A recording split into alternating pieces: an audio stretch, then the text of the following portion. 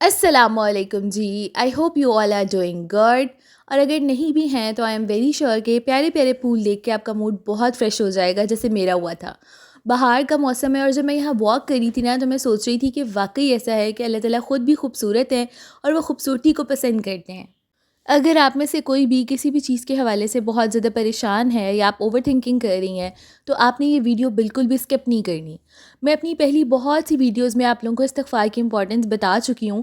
کافی دفعہ میں نے اپنے میریکلز بھی شیئر کیے، اپنے جاننے والوں کی سٹوریز بھی سنائی ہیں آپ کو تاکہ آپ کا عقیدہ پکا ہو سکے. اور آج اسی طرح میں 2 سے 3 فیملیز کی سٹوری آپ کے لیے لے کے آئی ہوں جو کہ بالکل سچی ہے اور استغفار کا جیتا جاگتا معجزہ ہے. ہوا کچھ ایسا کہ پچھلے دنوں نا میں کسی درس میں گئی ہوئی تھی اور بس ایسا ہوتا ہے نا کہ اللہ تعالیٰ نے جب آپ کو اپنے قریب کرنا ہوتا ہے، آپ بھٹک رہے ہوتے ہیں، آپ اللہ سے دور جا رہے ہوتے ہیں تو اللہ تعالیٰ کوئی نہ کوئی راستہ نکال لیتے ہیں تاکہ آپ دوبارہ اللہ کی طرف ہی رجوع کر سکیں.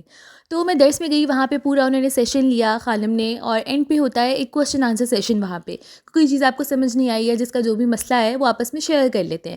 تو وہاں پہ ایک آنٹی کھڑی ہوئی، آئی تھنک وہ اپنے 50s میں ہوں گی، اور وہ نا بہت زیادہ رو رہی تھیں اور انہوں نے خانم کا بہت شکریہ بھی ادا کیا کہ آپ نے مجھے کہا تھا اور آپ کی وجہ سے ہی میرا یہ مسئلہ حل ہوا ہے. تو خیر بعد میں پھر انہوں نے جب ڈیٹیل میں بات بتائی نا تو انہوں نے بتایا کہ میں تقریباً آج سے مہینہ پہلے خانم کے پاس آئی تھی کہ میرا بیٹا جو ہے نا وہ بہت زیادہ غلط صحبت کا شکار ہو گیا ہے. اس کے دوست اچھے نہیں ہیں، اس کی ایکٹیویٹیز اچھی نہیں ہیں، اس کی شادی کی عمر ہے، پڑھائی اس نے کر لی ہے لیکن وہ مسلسل شادی سے انکار کر رہا ہے.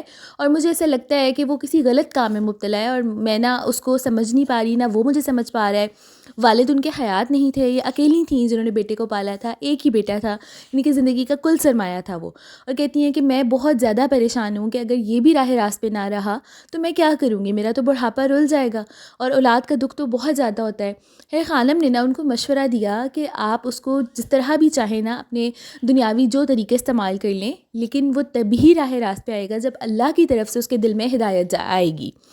تو انہوں نے نا مشورہ دیا کہ آپ جتنا ہو سکے نا استغفار کا ورد شروع کر دیں. تو آنٹی کہنے لگیں کہ بس مجھے اب ایسا لگ رہا تھا کہ یہی ایک چیز ہے جو میرے بیٹے کو مجھ تک واپس لا سکتی ہے. تو میں نے استغفار کا ورد کسی فرض عبادت کی طرح شروع کر دیا. ہر لمحے میری زبان پر استغفر اللہ ربی واتوب الیہ رہتا تھا، سوتے جاگتے اٹھتے بیٹھتے. اور شاید میری تڑپ بہت زیادہ تھی یا میری دعائیں بہت زیادہ تھیں کہ اللہ تعالیٰ کو پسند آ گئیں. اور آنٹی کہتی ہیں کہ مزید ابھی 20 دن گزرے ہوں گے تو میرے بیٹے کا نا ایک چھوٹا سا ایکسیڈنٹ ہوا. بہت زیادہ میجر نہیں تھا، میں بہت زیادہ پریشان ہو گئی، لیکن اس ایکسیڈنٹ کے بعد وہ اتنا بدل گیا. مجھے نہیں پتا اس نے کیا ایسا دیکھا، کیا ایسا فیل کیا، محسوس کیا کہ وہ اب نہ باہر جانے سے کترانے لگا.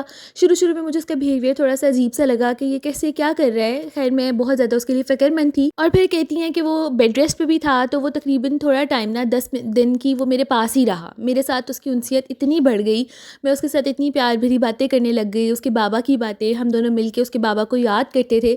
اس طرح سے اس بچے کا دل بدلا کہ اس نے ایک دن خود آ کے مجھے کہا کہ امی آپ میرے لیے رشتہ ڈھونڈیں، میں شادی کرنا چاہتا ہوں. اور اس کے بعد اس نے جاب ڈھونڈنا شروع کر دی. وہ دوست جن سے میں انتہا کی پریشان تھی، اس نے وہاں جانا اٹھنا بیٹھنا ہی چھوڑ دیا. میں کہوں کہ کم کر دیا تو ایسا بھی نہیں ہے، بالکل اس نے چھوڑ دیا. وہ مسلسل میرے پاس گھر میں رہنے لگا. اور پھر ایک دن وہ میرے پاس آیا اور مجھ سے نہ رو کے اس نے معافی مانگی کہ اماں مجھے معاف کر دیں، میں غلط راستے پہ چل پڑا تھا. وہ کہتی ہیں کہ مجھے اپنے کانوں پہ یقین نہیں آ رہا تھا، یہ وہ میرا بیٹا تھا جو ہر وقت گالیاں بکتا رہتا تھا، گندے الفاظ منہ سے نکالتا تھا، اور میں اس کے لیے اتنی پریشان رہتی تھی. اور اس وقت میں بھی رونا شروع ہو گئی. میرے دل میں یہی آیا کہ یہ جو ورد ہے استغفار کا جو میں ہر وقت پڑھ رہی تھی، یہ اس کا معجزہ ہے جو اللہ تعالیٰ نے میری دعا اتنی جلدی سن لی ہے. جب ان کی بات ختم ہوئی تو بہت ساری خواتین رونا شروع ہو گئیں. وہ آنٹی بھی رو رہی تھی. خیر ان کو سب نے تسلی دی اور میں بھی پاس بیٹھ کے یہی سوچ رہی تھی کہ اللہ تعالیٰ نے کتنے آسان ذکر میں اتنی طاقت پوشیدہ کر رکھی ہے کہ ہمیں کوئی بڑے پہاڑ بھی نہیں توڑنے، ہمیں کوئی ایسا ذکر نہیں کرنا کہ جس میں ہماری پوری رات نکل جائے. صرف ایک لفظ ہے اور جس کے لیے کوئی جگہ، کوئی جائے نماز، کوئی مقرر وقت بھی نہیں ہے، کوئی چیز شرط نہیں ہے. جب مرضی چاہیں آپ پڑھ سکتے ہیں اور آپ کے بڑا سے بڑا مسئلہ حل ہو سکتا ہے. آنٹی کی بات ختم ہونے کے بعد نا خانم نے اپنا ایک قصہ سنایا کہ جس طرح سے میں آپ سب کو مشورہ دیتی ہوں اسی طرح استغفار کو میں نے بھی اپنی زندگی میں شامل کیا ہوا ہے. ہوا یوں کہ میری بھانجی کی شادی تھی اور ہم سب اس کے ساتھ برائڈل روم میں بیٹھے ہوئے تھے، مزے سے گپ شپ ہو رہی ہے، بارات کا انتظار ہے. تھوڑی دیر بعد نا باہر سے آوازیں آنا شروع ہو گئیں جیسے کہ کوئی لڑائی ہو گئی ہے. ہم سب باہر گئے، پتہ چلا کہ بارات آ گئی ہے اور لڑکی کے جو بھائی اور ابو ہیں ان کی اس کے ہونے والے شوہر سے بحث ہو رہی ہے، لڑائی ہو گئی ہے. کیونکہ لڑکی کی لو میرج تھی، باپ اور بھائی پہلے سے سے راضی نہیں تھے، اور چھوٹی سی شاید کوئی حق مہر کی بات تھی یا پیسے کا کوئی لین دین تھا کہ جس پہ انہوں نے اتنی لڑائی کر لی کہ وہ لڑکوں کو کہہ رہے تھے کہ آپ بارات واپس لے جائیں، ہمیں اپنی بہن بیٹی آپ کے ساتھ نہیں بھیانی. اور ایک عجیب سا ماحول بن گیا ہوا تھا. کہتی ہیں بس مجھے اللہ کی طرف سے نہ کوئی خیال آیا ذہن میں اس کے پاس اندر آئی.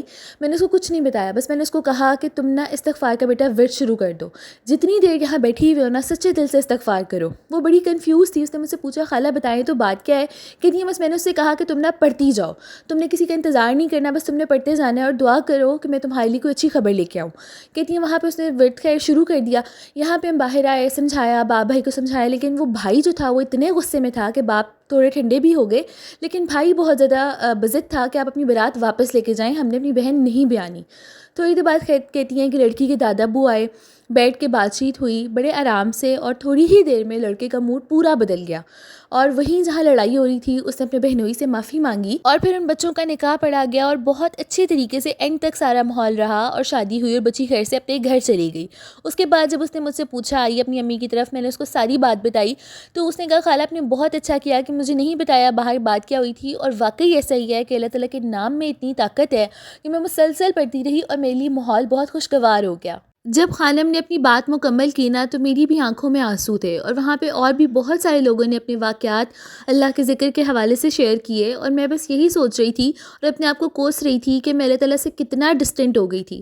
بس ہم پہ کبھی ایک فیز آ جاتا ہے کہ ہم دنیاوی آسرے ڈھونڈنا شروع کر دیتے ہیں. ہمیں ایسا لگتا ہے کہ لوگ بدل گئے ہیں یا کہ ہماری قسمت خراب ہے، ہمارا وقت صحیح نہیں آ رہا، لیکن ہم یہ نہیں سوچتے کہ ہمارے جو دل کا ایک ڈسکنیکٹ ہو گئے ہیں ہم اللہ سے، یہ کنیکشن دوبارہ بننا بہت ضروری ہے. اللہ تعالیٰ تو وہیں موجود ہیں، وہ تو ہم سے کہہ رہے ہیں کہ میرے بندے آ تو صحیح، مجھ سے مانگ تو صحیح، لیکن ہم ہی اپنے ٹریک سے ہٹ جاتے ہیں، ہم اللہ تعالیٰ سے دور ہو جاتے ہیں. لیکن جب مجھے یہ واقعات میں نے سنے تو مجھے واقعی میں احساس ہوا کہ استغفار کا صرف یہ مطلب نہیں ہے کہ اللہ پاک مجھے معاف کر دیں، بلکہ یہ ٹوٹل سرنڈر ہے اللہ پاک کی ذات کے آگے کہ اللہ تعالیٰ میں گناہ گار انسان ہوں، مجھ سے غلطی ہو گئی ہے، مجھے معاف کر دیں. میں یہ جانتی ہوں کہ آپ مجھے نہیں چھوڑیں گے، آپ ہمیشہ میرا ساتھ دیں گے، آپ میرے لیے ضرور کن فرمائیں گے، بس آپ میرے گناہوں کو معاف کر دیں. بعض اوقات ایسا ہوتا ہے، ہمیں ایسا لگتا ہے کہ ہم نے کیا ہی ایسا گناہ کر دیا ہے جس کی ہمیں سزا مل رہی ہے، لیکن وہ شاید گناہوں کی سزا نہیں بلکہ اللہ تعالیٰ سے ڈسکنیکٹ کے بعد جو ہمارے ساتھ فیلز آ رہی ہوتی ہیں نا، ہمیں وہ ایسا لگتا ہے کہ ہر چیز خرابی کی طرف جا رہی ہے. لیکن یہیں پہ اگر ہم اپنے رب تعالیٰ سے، رب کائنات سے اپنا تعلق مضبوط کر لیں تھرو نماز، تھرو ذکر اللہ، تھرو قرآن پاک، بہت آسان راستے ہیں، بہت آسان ذریعے ہیں. میں نے کبھی کبھی یہ سوچتی ہوں کہ جب میں نے BBA کیا، کس قدر مشکل میں نے کورسز کی کتابیں پڑھیں، اکاؤنٹنگ میں پوری رات نکل جاتی تھی، ایک سم سالو کرنے کے لیے آدھے پونے گھنٹے کا وقت چاہیے ہوتا تھا، اور تب بھی گارنٹی نہیں ہوتی تھی کہ رزلٹ کیسا آئے گا، بس بندہ اپنی محنت کرتا تھا. تو اگر میں نے یہی اپنا تعلق اللہ تعالیٰ سے مضبوط کرنا ہے تو اس کا تو راستہ ہی بہت آسان ہے. نہ ہی مجھے پوری رات جاگنا ہے، کیونکہ ہمارا دین خود کہتا ہے کہ اپنی برداشت سے زیادہ اپنے پہ بوجھ نہ ڈالو. اللہ تعالیٰ کہتے ہیں کہ میں کسی کی صبر سے زیادہ اس کو تکلیف نہیں دیتا، اتنا ہی زحمت دیتا ہوں جتنا وہ بندہ برداشت کر سکتا ہے.